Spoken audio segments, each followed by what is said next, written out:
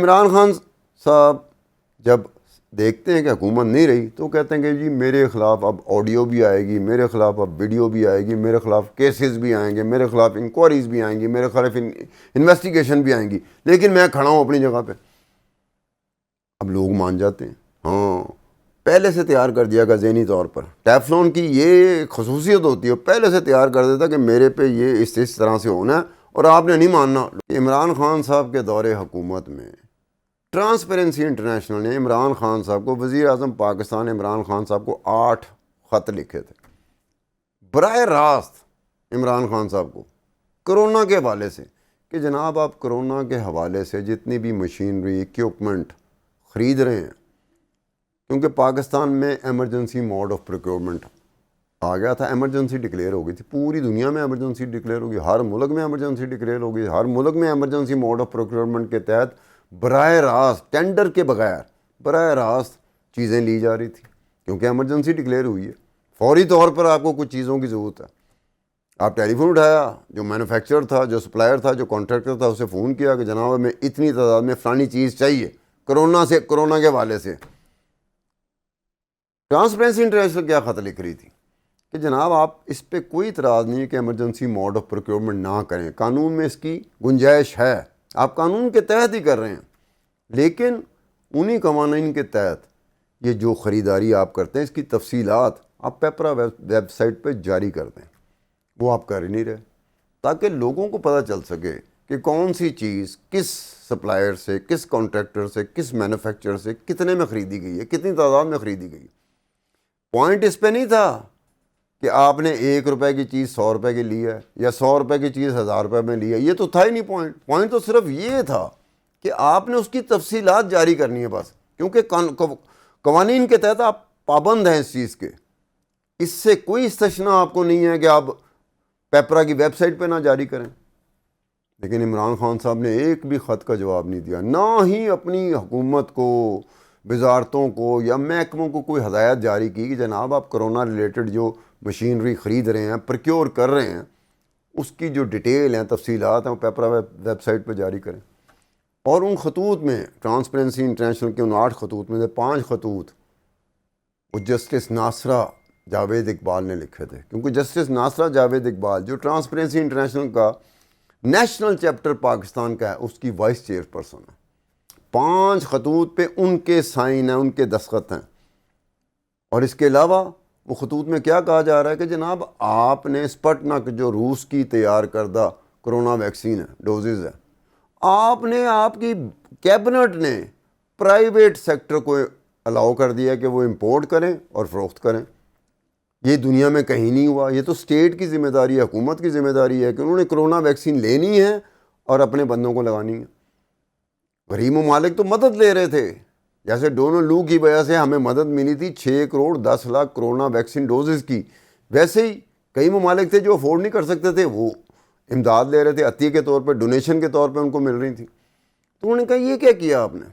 اور اس سے بڑی بات یہ تھی کہ وفاقی کابینہ نے اس کی قیمت مقرر کی اسپٹنک کی۔ اسپٹنک روس کی تیار کردہ کرونا ویکسین ڈوزز کی قیمت وفاقی کابینہ نے 8,449 روپے مقرر کی۔ پوری دنیا میں اسپٹنک کرونا ویکسین ڈوزز $10 سے $20 میں مل رہی تھی، حتیٰ کہ ٹرانسپیرنسی انٹرنیشنل نے انڈیا کا ریفرنس دے دیا، اپنے خط میں انڈیا کا ریفرنس دیا کہ جناب انڈیا میں اسپٹنک 1600 روپے کی مل رہی ہیں، آپ 8,449 روپے کی یہاں پہ بک رہی ہے۔ تو یہ آپ کس طرح سے تعین کیسے کر رہے ہیں قیمتوں کا؟ کیا دنیا سے آپ کا کوئی تعلق نہیں ہے؟ کیا بالکل الگ ملک ہے؟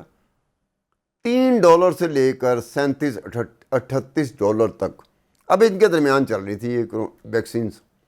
کسی کی $3 قیمت تھی، کسی کی $10 قیمت تھی، کسی کی $12 تھی، کسی کی $20 تھی، کسی کی $25 تھی، کسی کی $37 تھی۔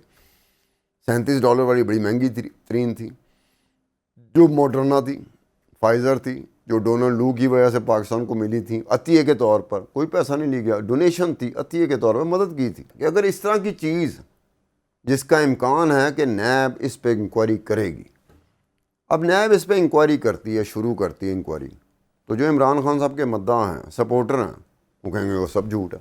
کیوں؟ عمران خان صاحب ٹیفلون پولیٹیشن ہیں، ان پہ کوئی داغ رہ نہیں سکتا الزامات کا۔ سیاستدان ایک دوسرے کے خلاف الزامات لگاتے رہتے ہیں، جیسے عمران خان صاحب اپنے سیاسی مخالفین پہ الزام لگاتے ہیں، سیاسی مخالفین عمران خان صاحب پہ الزام لگاتے ہیں، لیکن عمران خان صاحب کا لگایا گیا الزام ٹھہرتا ہے، رکتا ہے، لیکن جو عمران خان صاحب پہ الزام لگتا ہے وہ اپنی جگہ پہ ٹھہرتا نہیں، رکتا نہیں ہے، ختم ہو جاتا ہے، مٹ جاتا ہے۔ وجہ کیا؟ ٹیفلون، کہ جس پہ کوئی داغ ٹھہر ہی نہیں سکتا۔ سیلاب کی تباہ کاریوں میں اپنی سیاست ان کی چلتی رہی ہے، چاہے وہ عمران خان صاحب ہوں یا عمران خان صاحب کے مخالف سیاستدان ہوں، وہ چلتی رہے گی۔ وہ یہ نہیں دیکھیں گے کہ آدھے سے زیادہ ملک جو ہے نا، آدھے سے زیادہ ملک جغرافیہ حدود کے حوالے سے بات کر رہا ہوں، وہ ڈوب چکا ہے، کن کن حالات سے وہ لوگ رہ رہے ہیں، لیکن نہیں۔ ٹیفلون بھی اپنی جگہ پر قائم دائم ہے، اور ٹیفلون کے مخالف جو ہیں وہ بھی اپنی جگہ پہ قائم دائم ہے، لیکن فرق ایک پڑتا جا رہا ہے بڑی تیزی کے ساتھ، کہ مسٹر ٹیفلون یعنی کہ عمران خان صاحب کے خلاف جو الزامات ان کے سیاسی مخالفین لگاتے ہیں، وہ لگاتے ہوئے بھی اب تھوڑا گھبرا رہے ہیں کہ یار کوئی الزام ٹھہر نہیں رہا، کوئی الزام مانا نہیں جا رہا۔ عمران خان صاحب کو کسی بھی عدالت میں کچھ سزا ہو جاتی ہے، ثبوتوں کے ساتھ، شواہد کے ساتھ، شہادتوں کے ساتھ، لوگ نہیں مانیں گے۔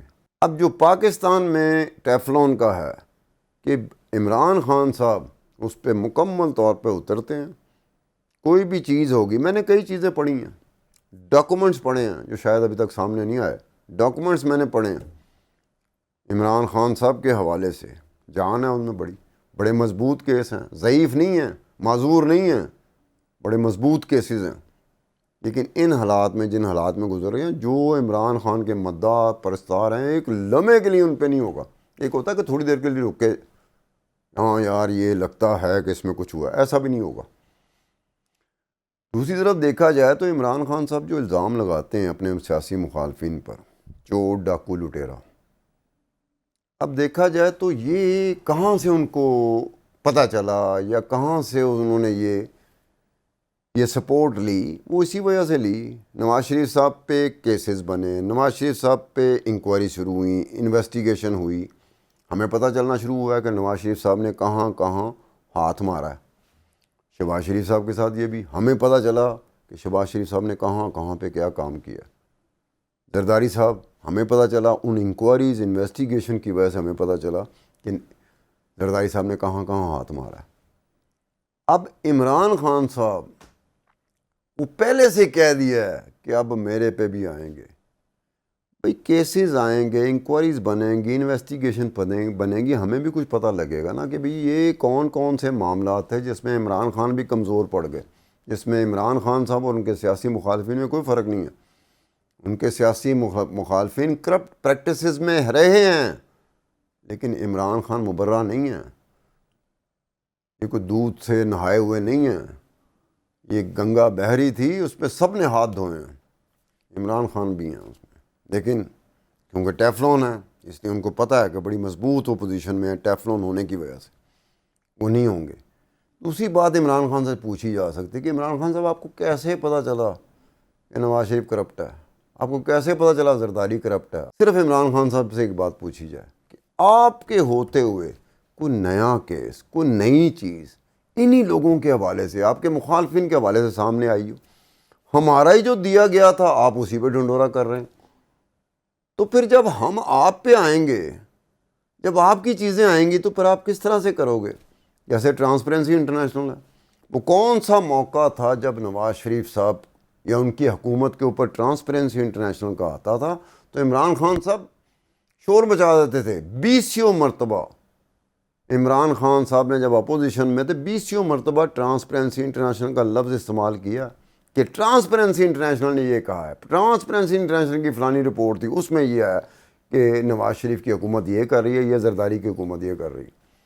اپنی دفعہ وہی ٹرانسپیرنسی انٹرنیشنل کا آپ کو خطوط لکھ رہی ہے اور بتا رہی ہے، ریکویسٹ کر رہی ہے، مؤدبانہ درخواست کر رہی ہے کہ جناب آپ یہ ڈیٹیل جو 1500 ارب روپے کی وہ سارا معاملہ تھا، کرونا کے حوالے سے جو مشینری خریدی گئی، ایکوپمنٹ خریدے گئے، کرونا ویکسین ڈوزز خریدی گئی، اور کرونا کے حوالے سے جو خرچ ہوا وہ 1500 ارب روپیہ تھا۔